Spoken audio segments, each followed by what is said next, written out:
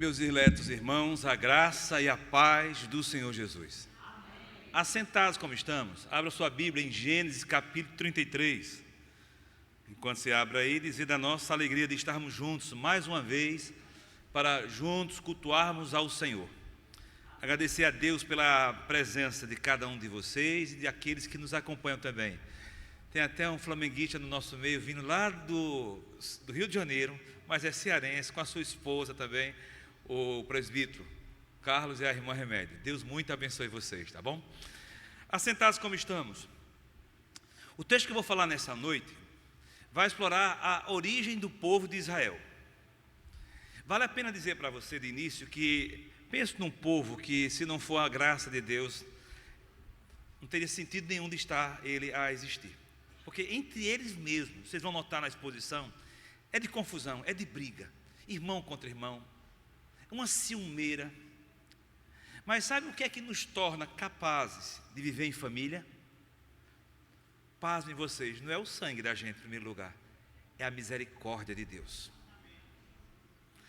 Olha como diz o texto: levantando Jacó os olhos, viu que Esaú se aproximava e com ele 400 homens.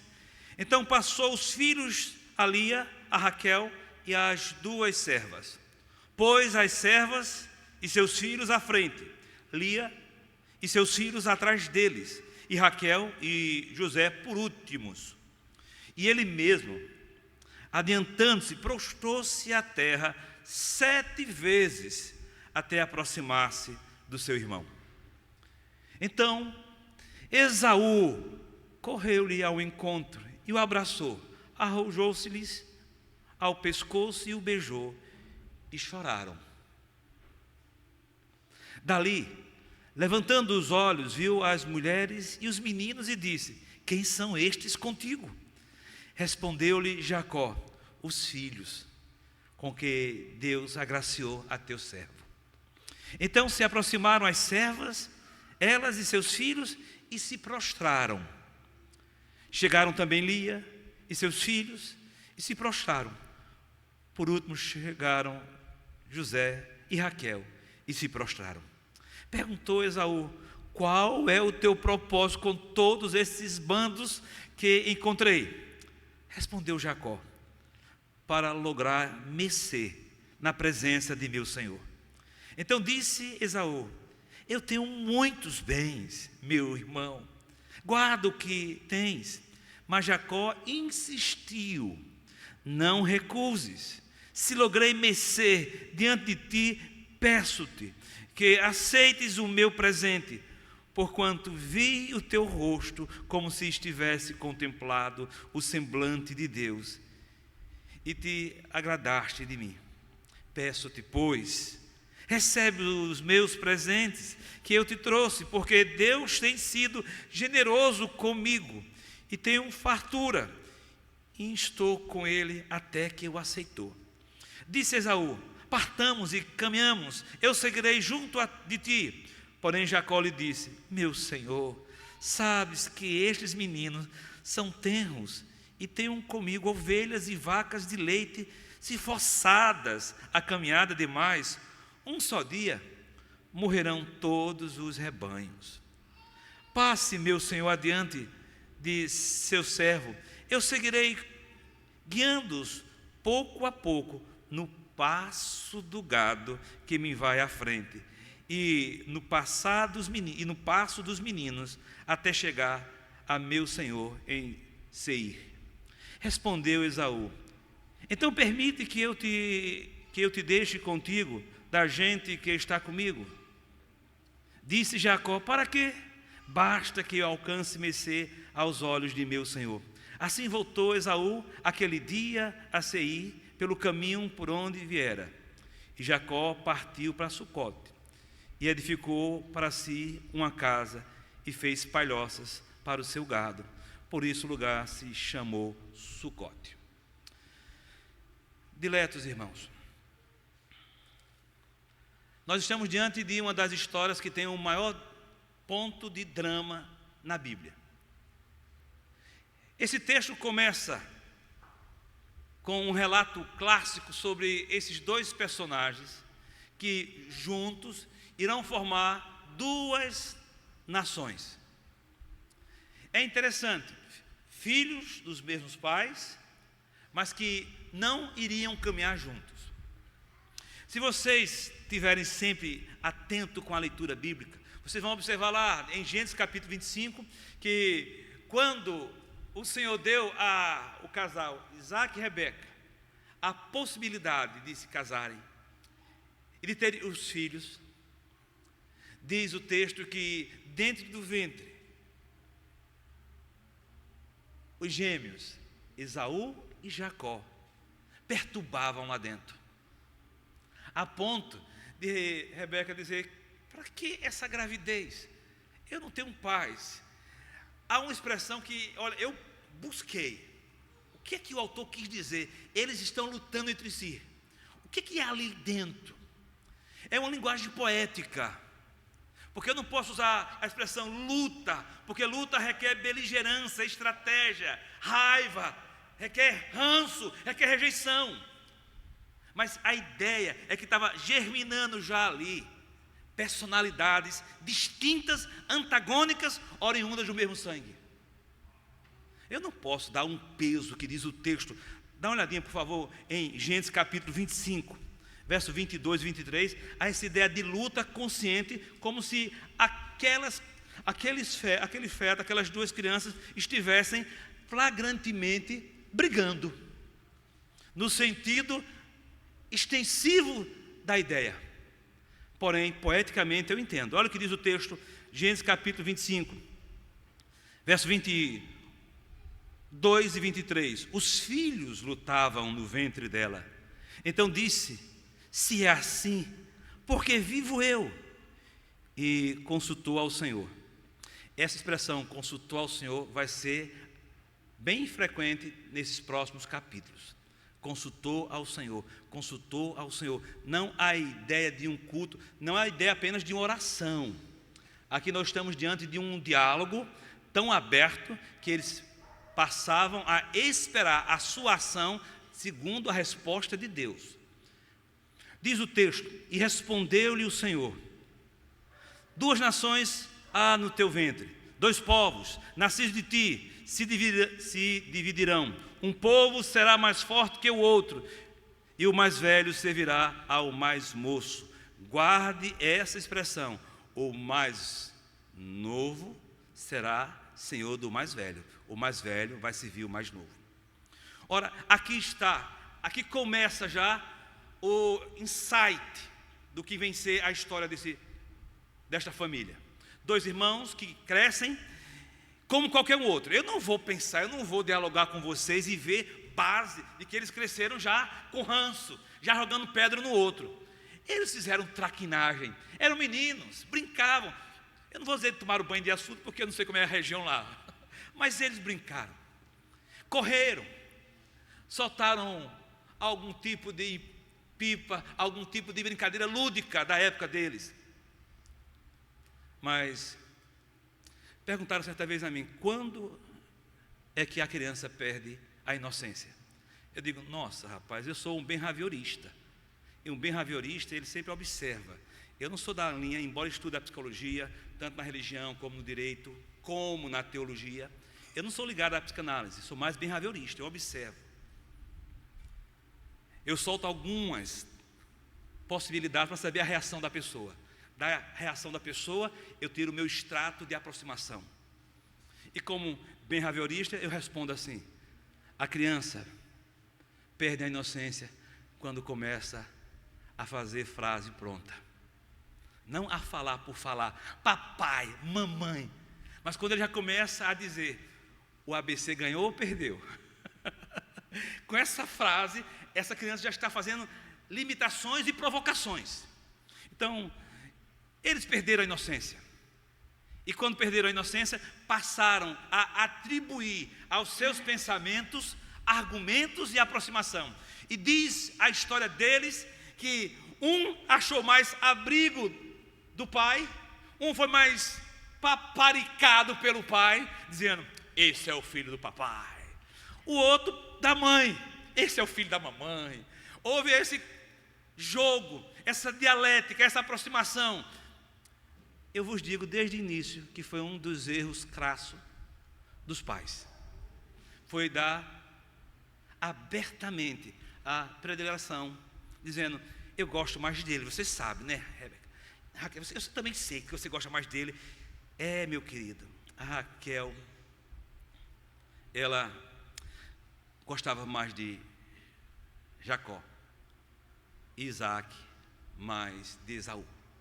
Observe, por favor, o verso 27 do mesmo capítulo que eu estou lendo com vocês.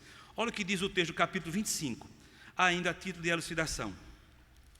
Olha o que diz o texto, por favor. Cresceram os meninos.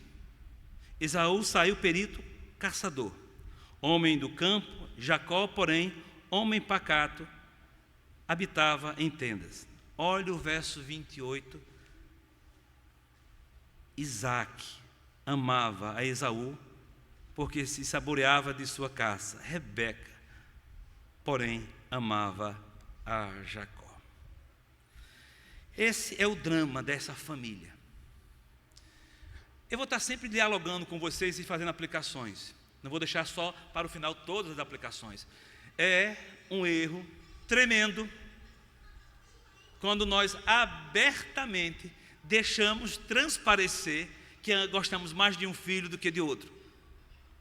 Eu perguntei muitas vezes a mamãe, diante de 6 filhos, me diga uma coisa, a senhora gosta mais de quem dos 6? Mamãe dizia assim, meu querido, eu te digo, de todos, de forma igual, eu gosto de todos. Eu dizia, até de Manu, do Mauro. A senhora gosta de Lourdinha igual da Virgínia e da Isabel? Sim, eu não acreditava. A despeito de eu não acreditar, ela não deixou transparecer de quem gostava mais. E crescemos e fomos educados. E eu vos indico esse pensamento. É de bom tom, é de boa doutrinação, não transparecer nem no falar e nem nas ações. Que possamos, olho no olho, gente boa, ter maturidade como pai e como mãe, para não deixar que a nossa visão de favorecer um ao outro esteja instigando entre eles discórdias. Mamãe gosta mais de você. Porque uma coisa é dizer na mesa que ama todos. Uma coisa muito diferente. Quem é filho único não sabe o que eu estou falando. É quando vão para o quarto. Quando eu ia para o quarto, éramos no mesmo quarto, Manu, Mauro e eu. No outro quarto, Lourdinha, Bel e Virgínia. O pau cantava. O Mauro dizia, você é o caçula, mamãe gosta mais de você. E a Virgínia também sofria as mesmas coisas.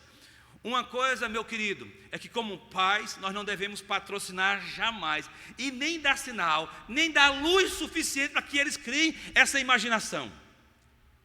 Nós amamos a todos, mas se tivermos olho no olho, a possibilidade de treinar nossa mente, para que a nossa mente não deixe que o nosso corpo não denuncie quem gostamos mais, de quem gostamos mais.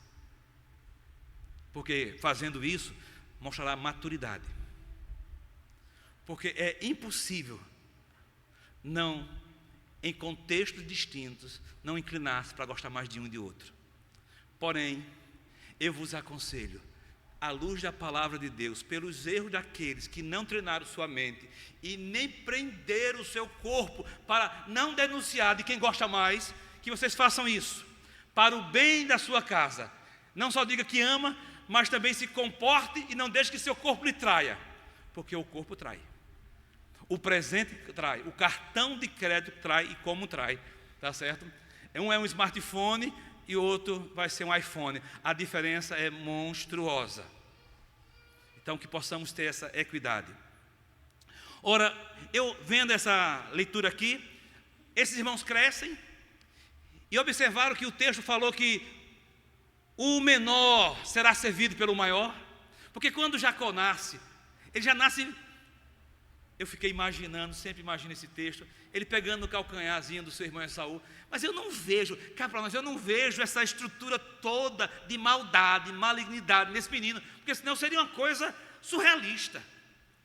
Eu não sei por que ele nasceu, porém, por causa desse ato, porque eu não posso dar uma cognitividade, um conhecimento tão amplo de que esse menino, que ainda nem sabe o que é a luz do dia, da vida, nunca respirou, a primeira respiração dele é assim: você é meu. Agora eu sei de uma coisa: os eternos decretos de Deus acontecem nos detalhes da nossa inconsciência para dizer que Ele é Senhor do tempo e do espaço. Os decretos de Deus estão ali. Eu encaro esse texto dessa maneira. O autor lendo, o autor escrevendo o texto de uma história que já estava de forma oral, passada há anos, milhares de anos.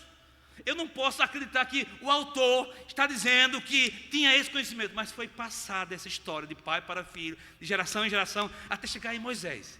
Aí Moisés disse: e ele nasceu já pegado no calcanhar do seu irmão. Daí vem o nome dele: trapaceiro, ladrão, Jacó, o trapaceiro. Ele continua assim e é marcado. Diz o texto, gente boa, gente amiga, dá uma olhadinha comigo, por favor, o texto vai continuando. Eles crescem e o seu pai diz assim: eu quero abençoar meu filho. A bênção é individual. A bênção é individual, não é coletiva. Eu espero que nós possamos entender isso como pais. A bênção é individual. Para cada filho, a bênção é individual. Lá em casa tem um hábito: bença pai, bença mãe, Deus te abençoe. Até os meninos. Tem hora que eu fico calado só para ver se vai dizer bom dia ou a bênção primeiro. Aí eu vejo o Gabriel, o maior de todos, assim: a bênção, pai. Eu digo: Deus te abençoe. Bom dia, meu filho. O que eu quero dizer com isso? É que se nós fomos instruídos, educados a crescer debaixo dessa bênção de alguém dizer: o Senhor te abençoe, eles mais ainda estavam sendo instigados. E chegou a hora de Isaac abençoar seus filhos.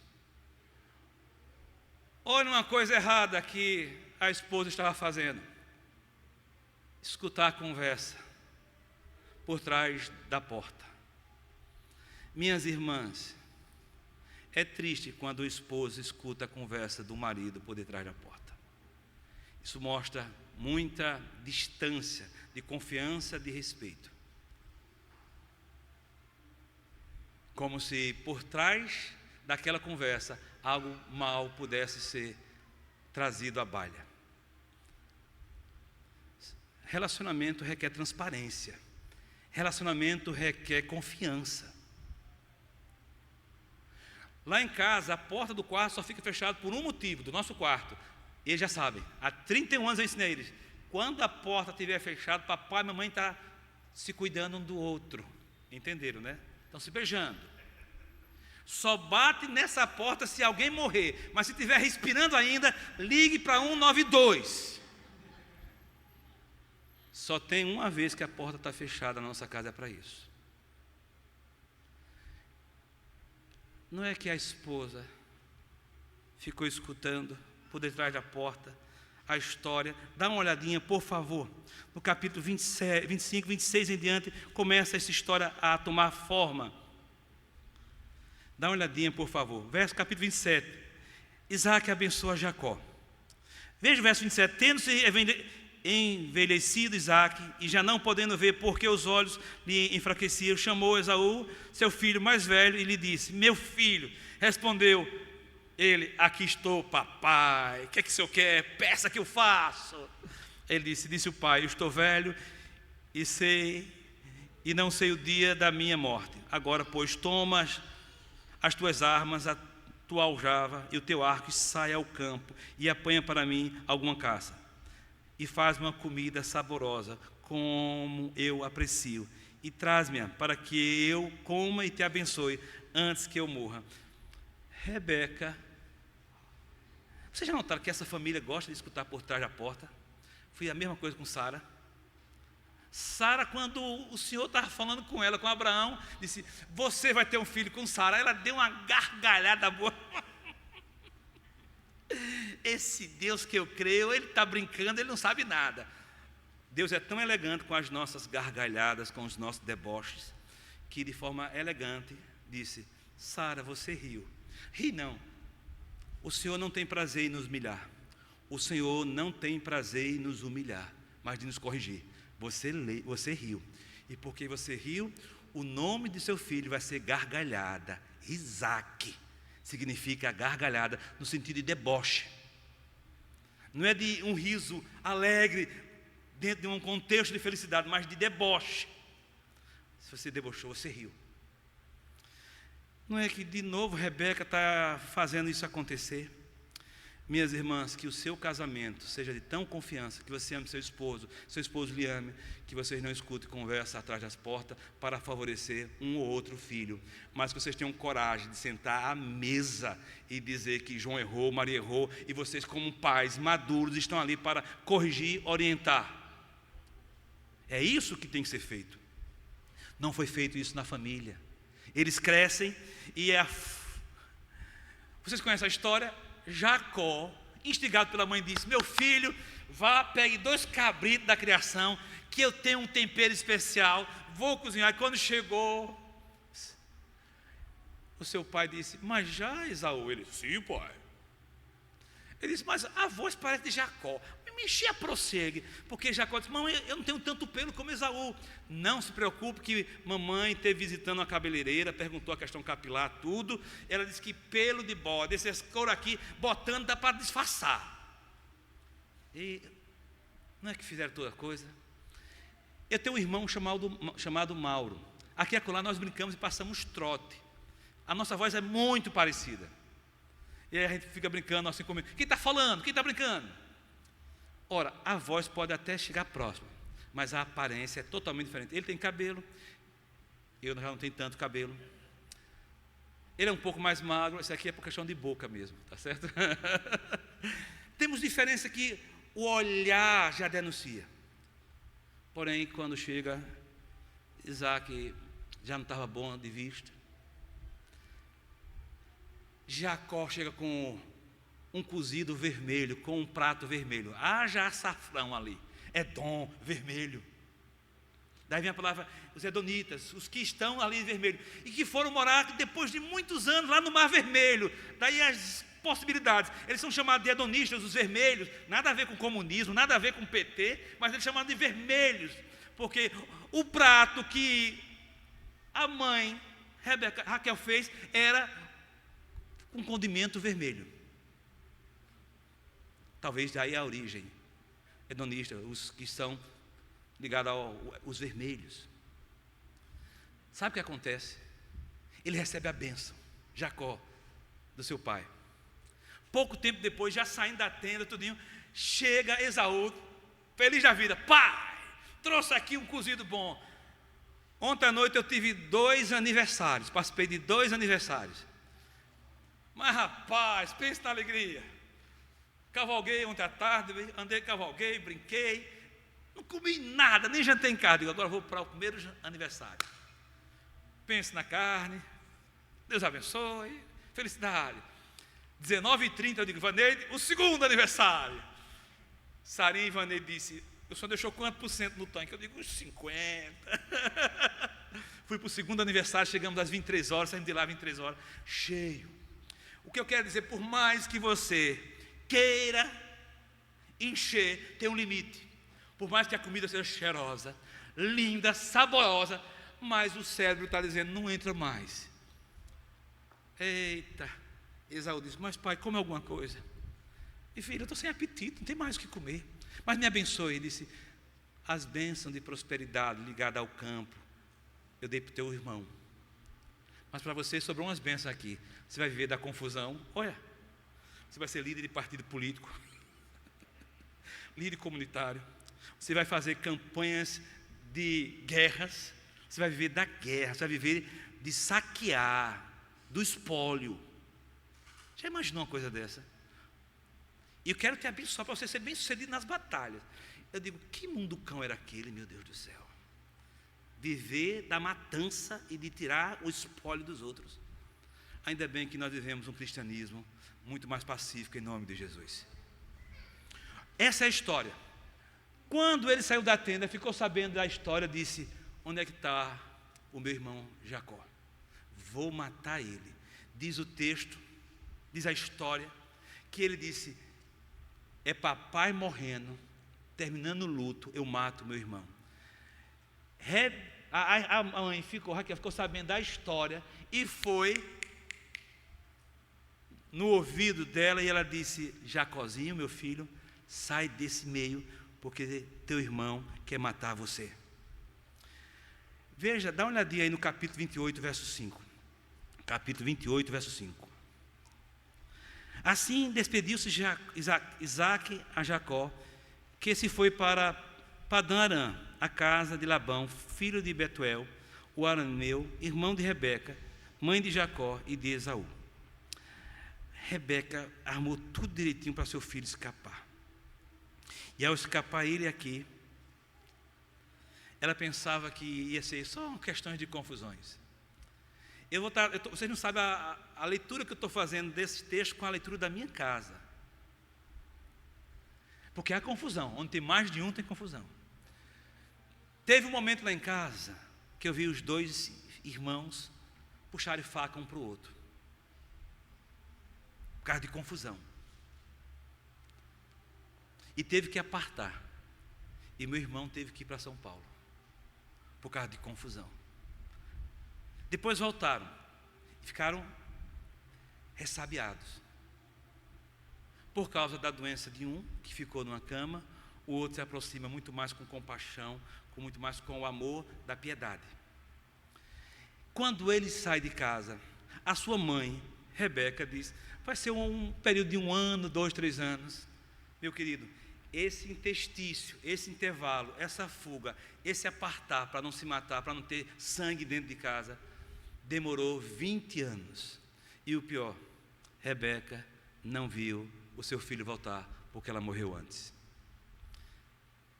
Jacó, gente finíssima para negócio, quando diz que ele cresceu em tendas, dentro de casa, é economia, a palavra economos, economia vem de casa, é a pessoa que sabe negociar, não é apenas cuidar e limpar a casa. Economos, economia, era um homem que sabia negociar, sabia fazer as compensações, tirar lucro. Ele sabia o que era comércio, enquanto o outro sabia o que era tirar sem economizar, sem trabalho, mas com violência. Jacó foge. A primeira experiência dele é quando ele só, olho no olho. Já notaram que a nossa experiência com Deus geralmente é quando estamos sós, desesperados, sem saída? Até dentro de casa, como pai, nós estamos sós, desesperados, dizendo: o que vai ser dessa família? Como esposa, meu Deus, o que vai ser? E o Senhor aparece, o Senhor tem sido gracioso para conosco, bendito seja Ele. Diz o texto que ele só, à noite, pegou uma pedra, pensa num travesseiro legal, mas eu não só vejo ali como travesseiro, também vejo como uma primeira ferramenta, a primeira arma de defesa. Se for algum animal pesado, um urso, um leão, alguma coisa ali, ele jogava, é o chamado um tiro e uma carreira, né? Uma pedrada e uma carreira. Ali o travesseiro não é só uma questão de conforto, ali é ficar longe de alguns insetos e também de servir como algo para se defender quem vem atacar. Ele teve um sonho de que o Senhor, uma escada que ligava a terra ao céu, o céu à terra, é o encontro dos mundos, o mundo de Deus e o mundo dos homens, o mundo do profano e o mundo do sagrado. E todas as vezes que esse mundo se encontra, os mundos se encontram, o profano aprende a dar mais glória ao sagrado. Nunca o profano vai ensinar o sagrado. Nossa família nunca vai ensinar ao sagrado. É o sagrado que desce à nossa casa e nos ensina a dar glória a Ele para todo sempre. Não pense que vamos ensinar a Deus coisa alguma. Ele diz assim: aqui é a casa de Deus. O Senhor está aqui. Nesses 20 anos, ele se encanta. O menino era forte.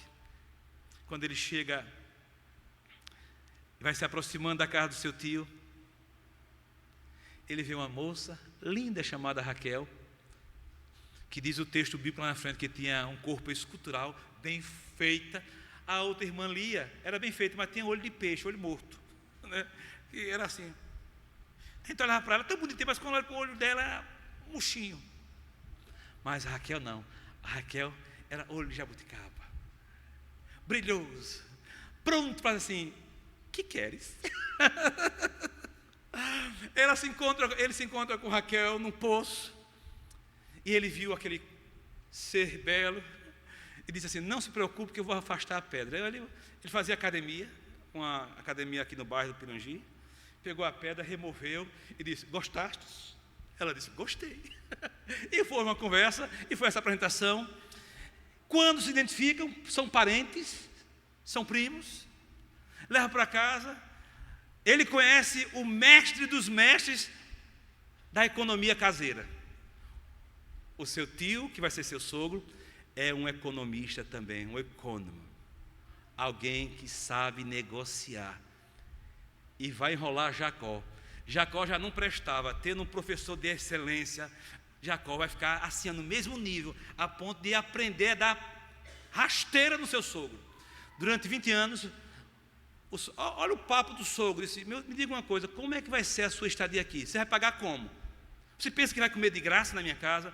Algo interessante que a gente tem que aprender, os nossos filhos têm que saber que nós não vamos suprir a necessidade deles sempre. E ai de você se fizer isso, porque eles vão mamar na teta da oportunidade, até que o pasto acabe, depois acabe a vaquinha morra e vá para o brejo, e vai dizer assim, agora eu vou sair. Labão disse, não, você vai pagar como? Trabalhando. E eles fazem um contrato trabalhista. O primeiro contrato trabalhista, eu acho que Getúlio Vargas toma base aqui, na CLT. Aí disse, você vai trabalhar? E por esse trabalho, durante 7 anos, você vai casar com a minha filha, a Raquel. Feito. Eu dou por vista, quando ele chegava do trabalho, assim, Raquel, eu quero falar contigo. Quero contar como é que foi o dia, trabalho. Você sabe como é namoro, não sabe? E era com alegria. Quando chega 7 anos depois, meu sogro, 7 anos, eu preciso que o senhor cumpra a palavra. Não se preocupe, eu já banquei a festa do casamento. Está tudo feito. Deram a festa, ele tomou um vinho, tomaram outro, brincaram, foram para a tenda. Quem estava lá sendo levada era Lia e não Raquel. Ele não fez nem diferença, porque ele devia dar muito alegre ou cheio de algumas outras coisas também. Tiveram relações e quando acordou disse, Lia, cadê Raquel? De imediato chega Labão e disse, termine essa semana que Raquel vem para a sua casa, você terá as 2 mulheres, mas vai trabalhar mais 7 anos. Não pense que você vai ajustar a sua casa com enrolação, porque você vai precisar de novas enrolações, novas mentiras, novas safadezas para suprir aquela. Ande na verdade na sua casa e será bem próspero a sua família, em nome de Jesus. Deixe de fazer trama para ajudar a sua família, em detrimento de ver os outros se dando mal. Não, se a minha família se dá bem, o problema é de quem não se deu bem, não estou nem aí. Ei, nem em todo mundo as pessoas são assim. A ética lá fora também, a moral também lá fora. Então se espera de nós cristãos isso em nome de Jesus. Amém. Vamos para o texto agora. Quer dizer que o senhor ainda vai entrar no texto? 20 anos depois ele volta.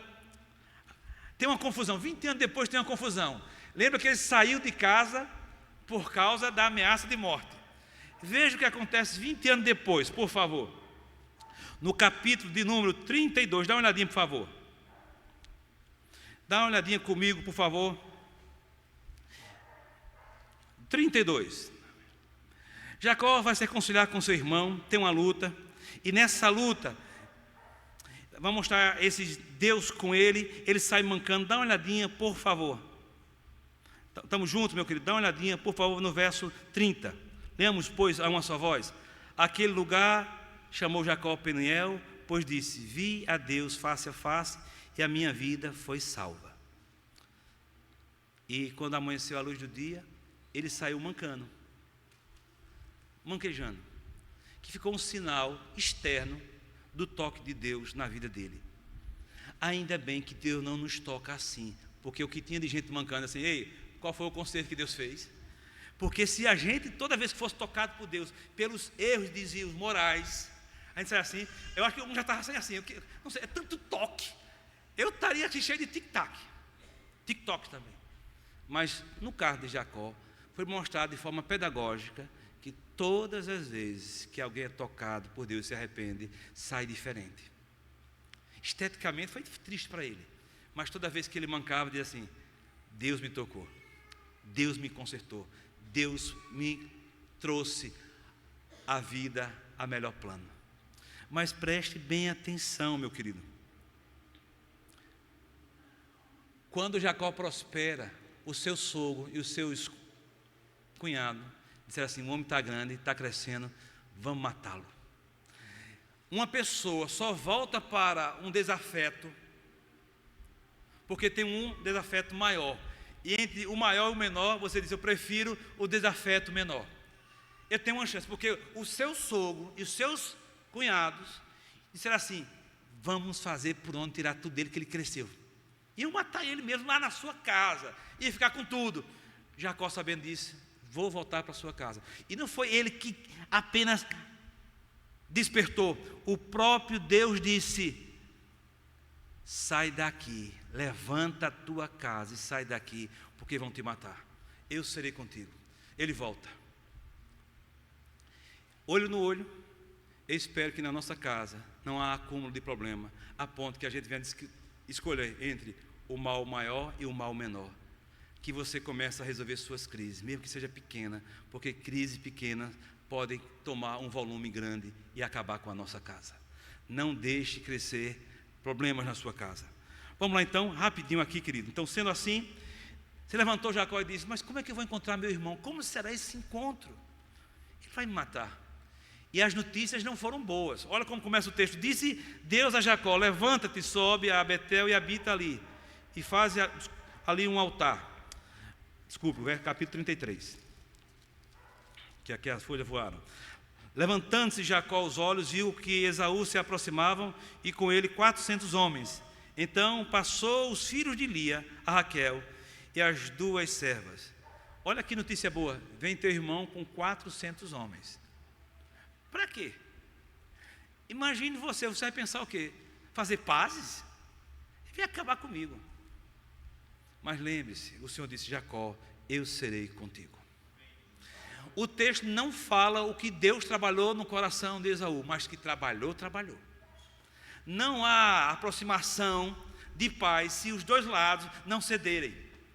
Vocês observaram que na leitura eles se aproximam e Jacó estrategicamente diz assim, eu vou dividir o rebanho, vou dividir a família, vou colocar em caravanas diferentes para suavizar a derrota.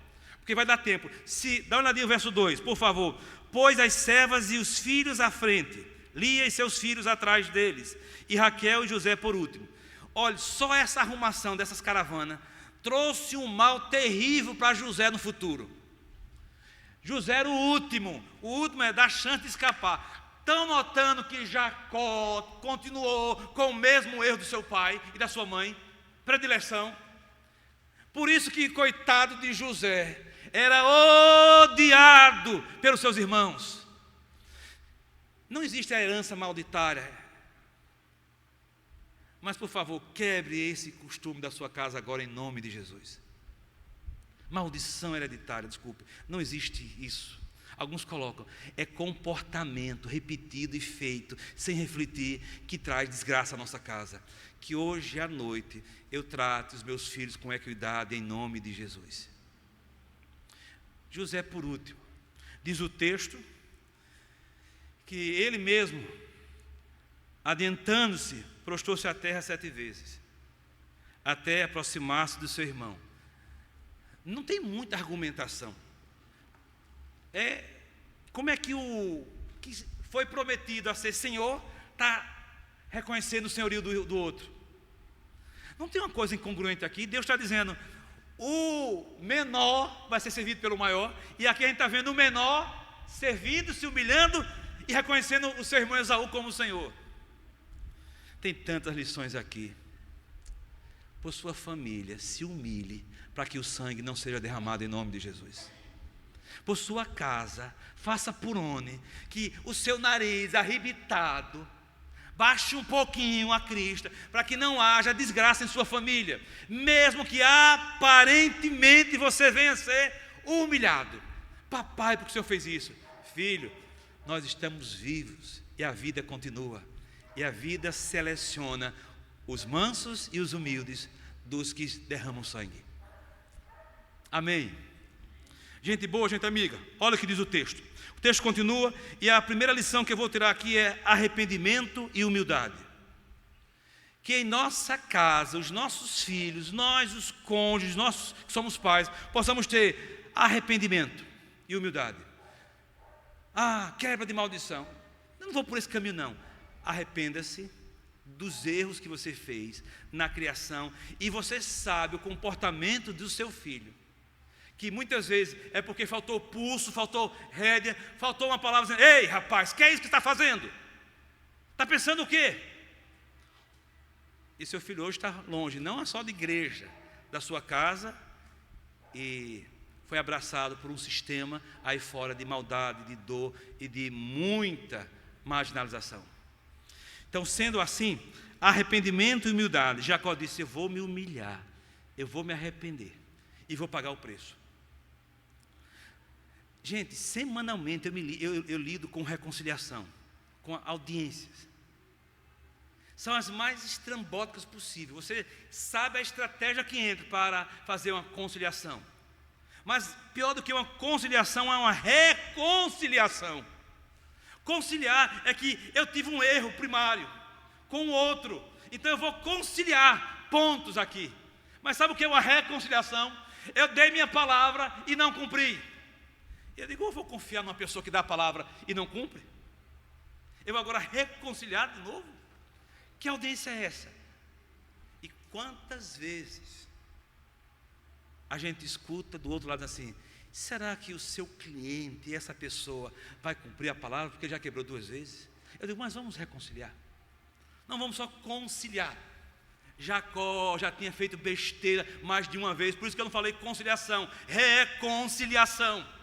E na nossa casa, pode ter certeza, não vai ser só uma conciliação, vão ser necessárias várias reconciliações para com os nossos filhos. E se você não tiver esse cuidado, você vai pensar que bastou aquela conciliação, aquela conversa, aquele pé de conversa na pé de orelha assim, você resolveu tudo. Meu querido, é necessário vários encontros. E quando o filho vai dizer: o senhor não cumpriu a palavra, papai?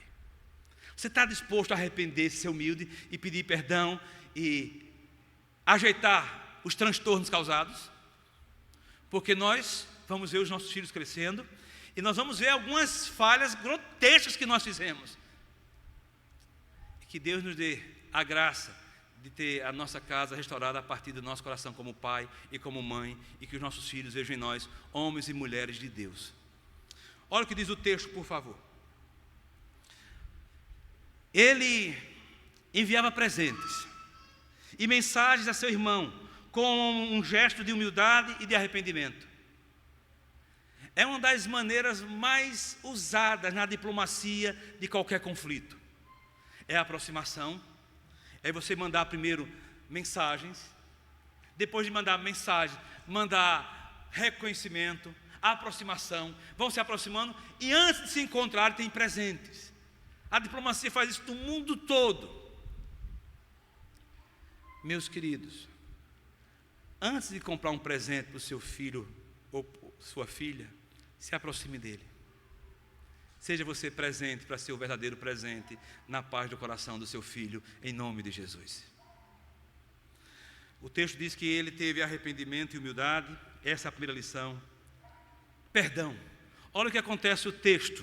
Por favor, dá uma olhadinha no verso 4. Você pode ler comigo, por favor? O verso 4 diz: então Esaú correu-lhe ao encontro e o abraçou. Arrojou-se-lhe ao pescoço e o beijou. E choraram. Eu sempre faço uma pausa solene aqui. E choraram. Porque nós, leitores, no instante, lemos e choraram, já partimos. Ei, gente, choraram. Passa um filme, não passa? Quando você abraça seu irmão, ou quem lhe afetou, quem lhe provocou, quem lhe machucou, e você chora. Chora por quê? Será que estão chorando à distância? Olho no olho, gente boa, gente amiga. Eu estou há 30 anos longe da minha casa. Eu tenho mais amigos em Natal do que em Caruaru. Eu sou mais conhecido aqui do que lá. Há 30 anos deixei minha casa. Eu tenho os meus irmãos como muitas vezes estranho. Eu nesses 30 anos não passei 6 meses se acumular tudo. O que eu quero dizer para vocês é que eles choraram, não choraram a distância, o hiato de 20 anos que separaram. A dor que provoca uma ação impensada. Eu não vi os meus sobrinhos crescerem. Eu não vi. Vocês são chamados de tio com o menino crescendo. Mas nem eu, nem Ivanei temos esse hábito de os meninos aqui, pensa tio, pensa tia. Não. É uma dor muito grande que se paga. Guardadas as devidas proporções, quero passar para vocês. Eles choraram por problemas pretéritos que separaram caminhada presente. Eu peço a Deus, olho no olho, que não haja na carne de vocês situação tal que separe você ver seus sobrinhos, seus netos, seus filhos crescerem, em nome de Jesus. Eu espero, em nome de Jesus, que você que está aqui, que nos acompanha, que seu filho não passe a ser objeto de uma ação de guarda, mas que você resolva seus problemas em casa, em nome de Jesus.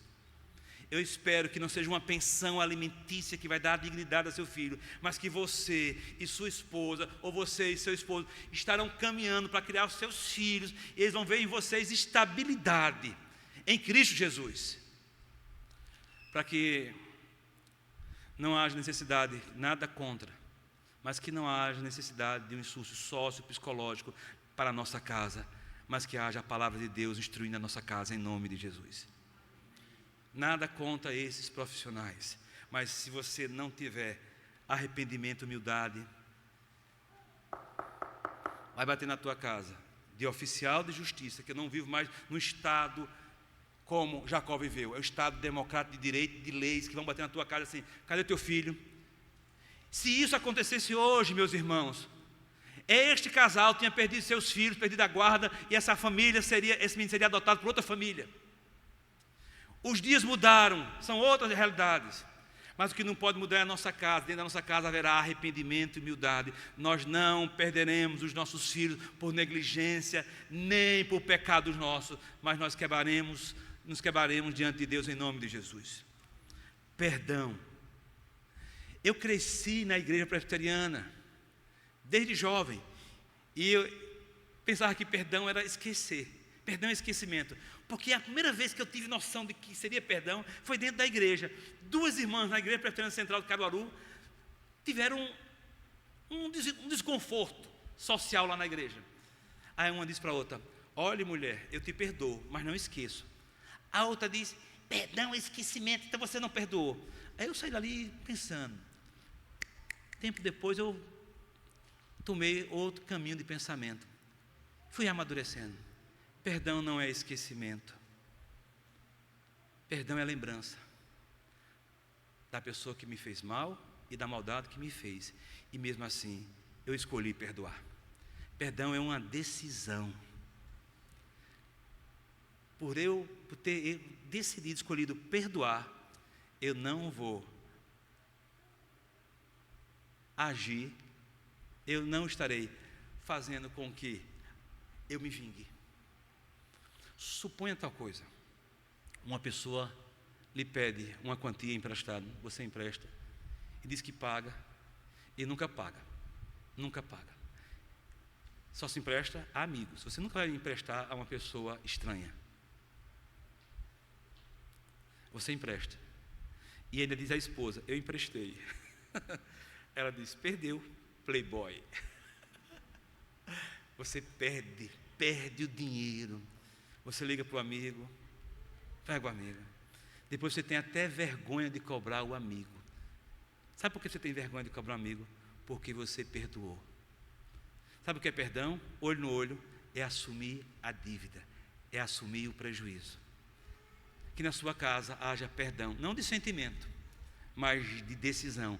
Filho, eu não tocarei mais nesse assunto porque eu te perdoei. Meus irmãos, fazendo isso, a igreja presbiteriana do Pirangi haverá pessoas e famílias que viverão um verdadeiro perdão. Nós olharemos um para o outro, podemos até lembrar, podemos até ser chamado pela mente de novo aquela lembrança, mas vamos dizer, mas eu perdoei. E nem vou tocar no assunto, porque perdão não é esquecimento, perdão é uma decisão. Perdoe o seu irmão de sangue em nome de Jesus. Você tem a oportunidade de refazer daqui para frente a história da sua família, da sua casa com o seu irmão. Vamos lá, vamos concluir. Além de arrependimento e humildade, essa primeira lição, perdão, nós vamos ter questão de reparação. Reparação, gente. Reparar um dano não é fácil. Geralmente a gente já corre por dinheiro. Eu vou reparar dano tanto em dinheiro, danos morais, dano material. Eu queria que você saísse dessa ideia de dano moral e material sendo reparado por dinheiro. Tem uma pessoa enferma na tua casa que você não fala com ele, estão brigados. Vocês não sabem a importância de bater a porta, se oferecer, estar à disposição. E quando há humildade, quando há arrependimento, quando há perdão, você diz, vá para casa que hoje eu passo a noite no hospital com ele. Você cuida, você pode reparar muitas coisas aí, aproveitando essa oportunidade. Diz assim, não fulano, eu vou viajar contigo, eu vou cuidar da sua carga no transporte. Tem tantas maneiras de repararmos os danos. Reparação, reparação. E quando eu fiz um comentário maldoso do meu sobrinho, que chegou aos ouvidos dele por meio do pai, como é que eu vou reparar um dano desse? Por favor, se você não tem o que mais falar de bem de ninguém, não estrague mais a sua vida, porque você pode ser um promovedor e destruidor de sonhos na sua casa, na sua família. Se você ainda não tem maturidade de abençoar as pessoas, porque abençoar é trazer coisas boas, então não fica com inveja porque o teu sobrinho passou num curso de medicina, ou passou num concurso público, ou empreendeu, começou com um cachorro quente bem pequenininho, uma barraca bem pequena, e hoje está vendendo 800 cachorro quente por dia em Natal. Me está ganhando muito mais do que um desembargador. Se você não está vendo que é a mão de Deus sobre ele, então não morra de inveja. Fique calado para que você não venha a ter dificuldades lá na frente, porque triste da casa que a família não estará segurando no caixão. Repare bem as coisas que vocês estão fazendo com a família de vocês e na família de vocês, porque é triste pagar um serviço fúnebre para nos enterrar e não ter o nosso pai, nossa mãe, nosso irmão, nossos primos ali. Vou nada, aquela figura ingrata, é meu tio, nada é meu irmão, nunca foi. Meus queridos, caia por terra toda a intriga da sua casa nessa noite, em nome de Jesus. Volte para casa e comece a reparar os danos, comece a diminuir a distância. E por último, reconheça a providência divina que tem maior interesse da paz da tua casa. O maior interessado na paz da tua casa, na paz dos teus filhos, é Deus. E Ele vai providenciar, confia no Senhor. E Ele vai, com certeza, cuidar da tua casa. Vai demorar. E se os teus erros, a tua ausência, levou teu filho a estar preso? Eu quero trabalhar essa ideia aqui com vocês. Eu não estarei falando sobre pessoas que não são da igreja, que não estão na igreja, mas de pessoas da igreja, que seja católica ou evangélica, cristãos, que se dizem praticantes. O filho cometeu uma besteira e o pai diz, não piso lá no presídio nunca, não é meu filho. Se tem alguma coisa desse tipo na sua casa, eu peço a providência divina para amolecer teu coração, mudar a tua visão, porque teu filho está lá, esperando papai, esperando mamãe. Talvez, abaixo de Deus, uma pessoa que possa recuperar o teu filho de lá para cá, é você. Dizendo, filho, igual ao pai, ao filho pródigo. Eu te amo e te perdoo. Quando você sair daí, iremos construir uma nova vida. Não desista dos seus filhos em nome de Jesus. Mesmo que ele esteja no fundo do poço, há perdão e há restauração em nome de Jesus. Reconhecimento da providência divina, que Deus faça isso. Quais são as lições que nós tiramos de forma prática aqui para nós? Só há paz em nossa casa se tiver, literalmente, perdão e humildade. Perdão e humildade. Temos que buscar reconciliação. Há situações difíceis e dolorosas para a gente, mas a história de Esaú e Jacó nos ensina que perdão pode restaurar relacionamentos impossíveis aos nossos olhos. E quem perdoa pode dormir o sono da tranquilidade. O nosso Senhor Jesus Cristo é o nosso maior exemplo de reconciliação. Jesus é o maior exemplo de perdão. É o maior exemplo de trazer paz entre as pessoas. Diz o apóstolo Paulo que ele está diante de Deus reconciliando o mundo consigo mesmo na pessoa de Jesus Cristo. Não tenha um erro cometido que Deus não venha perdoar você em Jesus Cristo. Há jeito para você. E ele está dizendo assim: eu estarei contigo sempre. Sendo assim, podemos acreditar que a nossa família, a nossa casa, terá dias melhores em Cristo Jesus. Sabe como termina a história aqui? Eles caminham para caminhos diferentes. Jacó tenta instigar Esaú instigar Jacó para acompanhá-lo, ele não acompanha. Vão para lados opostos. Eles não se encontram mais depois desse encontro aqui. Só vão se encontrar na morte do seu pai Isaac. Depois de 20 anos depois, mais ou menos 20 anos, no velório. Que os nossos filhos não esperem as nossas mortes para se encontrar, a nossa morte para se encontrar e falarem um com o outro. Que possamos ter os nossos filhos restaurados em nossa casa, em nome de Jesus, ao redor da mesa. Que domingo seja alegria na nossa casa, ao redor da nossa mesa. Que os nossos filhos estejam comendo uma boa lasanha na nossa mesa, com uma boa Coca-Cola, contando boas histórias e voltar a sorrir em nossa família, em nome de Jesus. Podemos fazer isso. Que Deus seja a nossa força nessa caminhada, em nome de Jesus. Amém. Vamos curvar a cabeça, vamos orar?